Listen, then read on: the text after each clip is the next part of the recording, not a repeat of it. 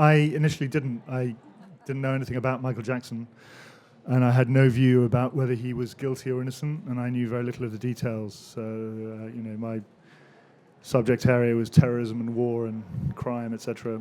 So I don't come from that field.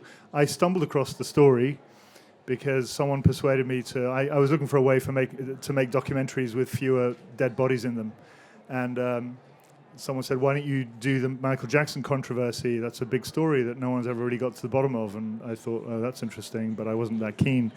This was Channel 4 in the UK. They gave me a small amount of money to hire a researcher, and somewhere in the research were the names of these two guys, Wade Robson and James Safechuck, who I'd never heard of. And the ridiculous idea crossed my mind that if they were willing to stand up in court and say things and tell their stories, that perhaps they might go in front of a camera. And I remember thinking, that's never going to happen, right?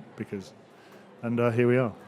I started to believe them during the master interviews. So the way it happened is I met Wade and James, and we immediately did very, very long multi-day interviews.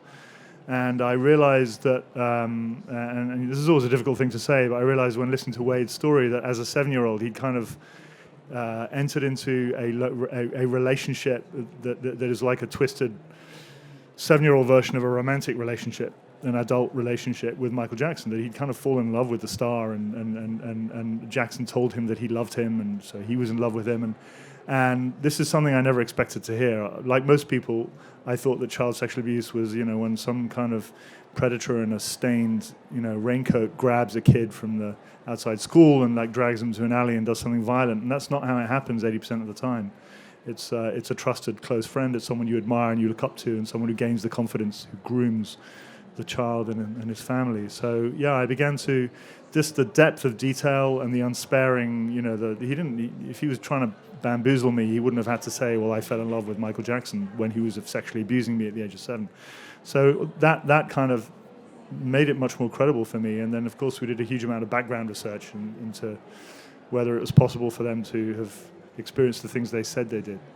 Yeah, obviously I know these guys, and I believe their stories, and I know they were basically raped as kids. They were taken advantage of. I think that mocking, the victims of child sexual assault is not a particularly clever thing to do. It obviously got some laughs because it became part of the antagonism against the whole cancel this, cancel that movement. I never said to cancel Michael. There's nothing in my documentary that says don't listen to his music or cancel his work. So we just Chappelle is riding on a wave of being contrarian, being controversial. And I think to me it was revolting. I mean, I felt physically sick listening to what he was saying, and it wasn't just an off the cuff.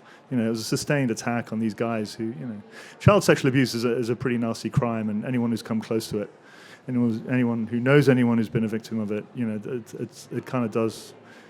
It's a stretch to use that as the you can make comedy out of so many other things. Why not do something brave instead of crapping on some victims of child rape?